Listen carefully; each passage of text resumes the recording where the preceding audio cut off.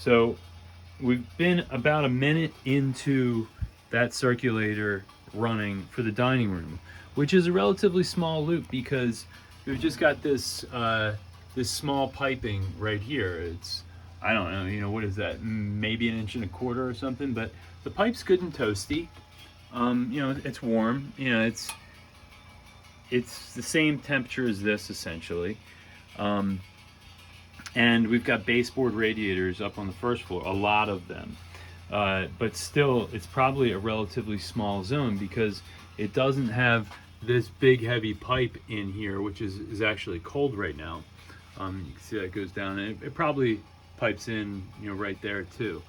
But I'm gonna guess that what's gonna happen here is, again, at the end of the cycle, this thing's gonna fire up and heat just a little bit of water, and we're gonna continue to get this short cycling.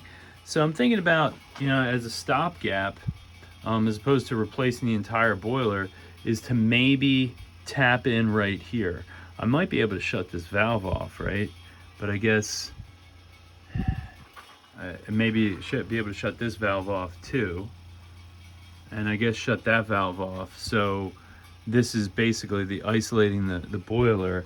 And then over on the other side, I think, do we have, oh my gosh, we don't have a valve for the return at all.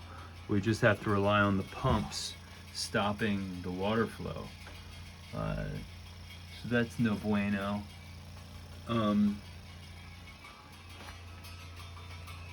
Yeah, that would stink. There's no valves in there in this return into the boiler. So you can't really even isolate the boiler unless you rely on those pumps to hold back the water. I don't know if they would,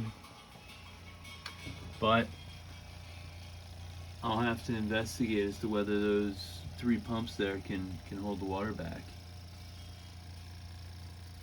I think that, we can shut off like maybe one other valve, but that may be a reason to actually try to tap into this big pipe right here with put a valve in there, I guess is what we really need to do.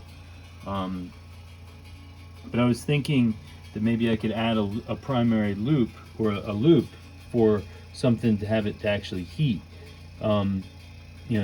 Come on right here and move the boiler drain out, and then come in right here with the pipe's nice and small. So I could just put like basically a water heater or something and have a circulator pump on it, so that the heater has something to do and it doesn't completely short cycle. Because when things start up, they're the least efficient. It's after they've been burning for a while they get to their state of efficiency, and short cycling is no good. So you see, we've been running now for 4.5 minutes, and we haven't been calling for any heat because I guess the temperature here, I don't know what's going on. I think we have the boiler set to 140, and there we go. So we're actually calling for heat now. I think that's the flue damper opening up, and we have a low water guard on here, but that's the only thing. I don't know about an aquastat, that senses high temperature. I mean, that is probably in the boiler itself. But hey, there's a transformer. I wonder if I could use that to get my 24 volts. But okay, so now we're firing, and this is good because we're still calling for heat right now, unlike the other situation where we weren't calling for heat. So hopefully that pump continues to run a while. I almost would like to have a pump run anytime the boiler is trying to go get itself up to 140. And I don't know what the actual temperature is, but I'm guessing it's that white needle. And it's interesting that pressure is a little high, isn't it? Oh, they're feet. I'm sorry, they're feet H2O, not pressure. I'm looking at. So 30 some psi is probably no problem. So let's see how long the boiler fires. I didn't catch when it first came on, but I think we're bringing the water temperature up right now, and I think that is the output water. I think that the input water over here is coming back over here, I think, and I think that this is the output water, because this is, yeah, that's hotter, dude. That's definitely hotter than this right here. No, yeah, not that hot. Okay, so confirmed again that that's the output, and you see it's going up this way, and the temperature is coming up, and I think it's going to shut off at 140 because that's where I set it on the lowest setting on this wheel right here.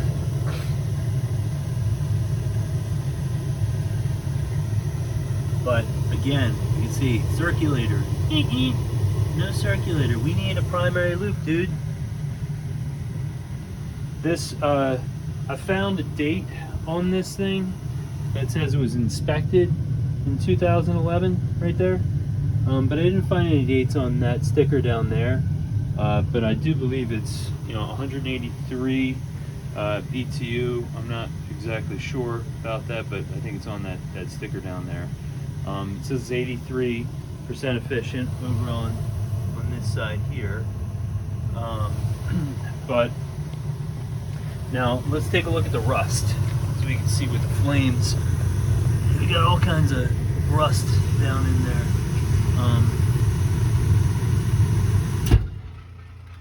So I accidentally shut the flash off, but it seems the video is still going. So you see that's 7 minutes. That seems like kind of a short cycle to me. I would have liked it to go on a little bit longer. But hey, the good thing is our circulator is still running. So I guess that would be a reason to bring the temperature up a little bit. And I want to bring it up, but I don't want to create boiling such that I get this thing popping. Okay, and there. So the circulator just shut off. It's kind of an ideal circumstance, honestly. But I guess that's probably going to be about the longest time it's going to fire unless the water coming back is even colder. So maybe the bigger zone with that big white pipe on it, if that thing fires, yeah, it's going to last longer. But the other one is a teeny tiny zone for just the addition. If that one's calling for heat, that's going to be terrible. But worst of all is when none of them are calling for heat. This thing will, in the middle of the summer, if I don't shut it off, it'll try to heat up the little bit of water because all it knows is this right here. It's going for the 140. So there were reasons that I dropped the temperature down, but I want to find out if this is something I have to worry about. Right now it's 2024, it's almost 2025. The inspection stickers from 2011, I don't want to have to replace the boiler, but I want to replace the boiler. So I think it'll be good if I try to set some settings up a little bit better, but also get that primary loop.